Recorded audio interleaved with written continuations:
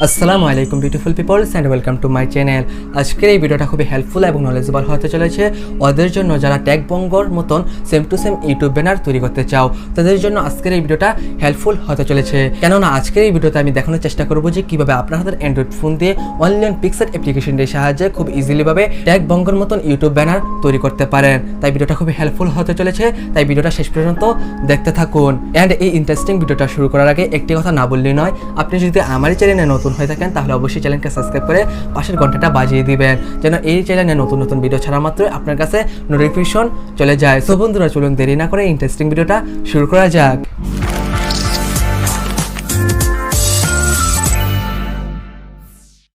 Tag বঙ্গের মতো same to same YouTube banner তৈরি করার জন্য আপনাদের একটি অ্যাপ্লিকেশনের প্রয়োজন হবে, যার নাম হলো পিক্সার, যেটাকে আপনি সিম্পলি গুগল প্লে স্টোরে পেয়ে যাবেন। সেখান থেকে আপনি ইজিলিভাবে ডাউনলোড প্লাস ইনস্টল করে নিতে পারেন। প্রথমে তো আপনি পিক্সার অ্যাপ্লিকেশনটিকে ওপেন করবেন, এরপর নিচ থেকে প্লাস অপশনে ক্লিক করে দেবেন অ্যান্ড উপর থেকে অল ফটোসের উপর ক্লিক করে দেবেন।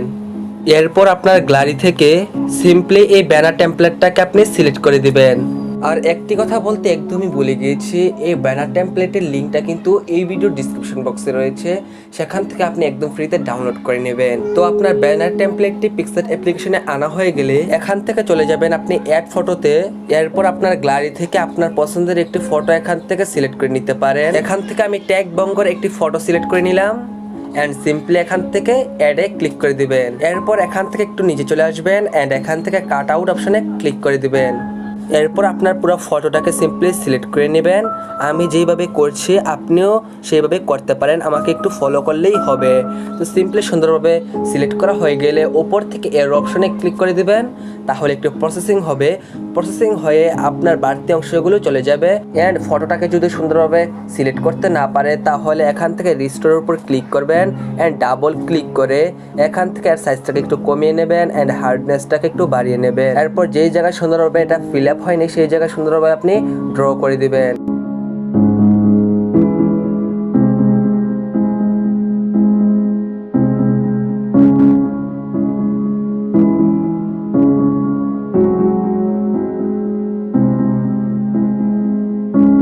তো আপনার সম্পূর্ণ ফটোটাকে সিলেক্ট করা হয়ে গেলে এখান থেকে আপনি সেভে ক্লিক করে দিবেন।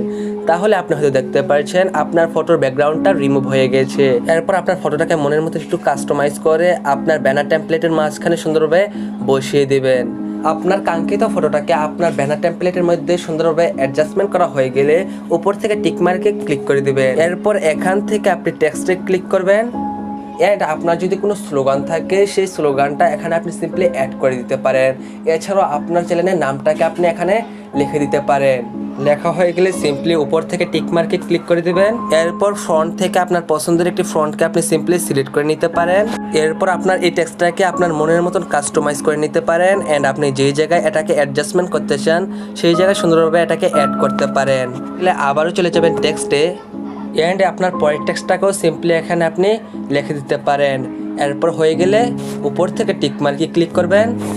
এরপর এখান থেকে আপনার ছোট একটি ফ্রন্ট সিলেক্ট করে নেবেন। এটা হলো আপনার পছন্দ অনুযায়ী আপনার কীভাবে ভালো লাগে। তো সুন্দরভাবে ফ্রন্টটা সিলেক্ট করা হয়ে গেলে এটাকে সুন্দরভাবে অ্যাডজাস্টমেন্ট করে নেবেন। আপনার প্রথম টেক্সটটার নিচে সুন্দরভাবে বসিয়ে দেবেন। তাহলে আপনি হয়তো দেখতে পাচ্ছেন খুব ইজিলিভাবে ট্যাগ বঙ্গের মতন একটি স্টাইলিশ ব্যানার তৈরি করা হয়ে গেছে। তো ব্যানারটি তৈরি করা হয়ে গেলে উপর থেকে টিকমার্কে ক্লিক করে দিবেন। এরপর এটাকে সেভ করার জন্য এখান থেকে একটু নিচে চলে আসবেন। এরপর এখান থেকে ড্র অপশনে ক্লিক করে দিবেন। এরপর কোণার থেকে থ্রি ডট অপশনে ক্লিক করবেন অ্যান্ড এখান থেকে সেভ ইমেজের উপর ক্লিক করে দিবেন।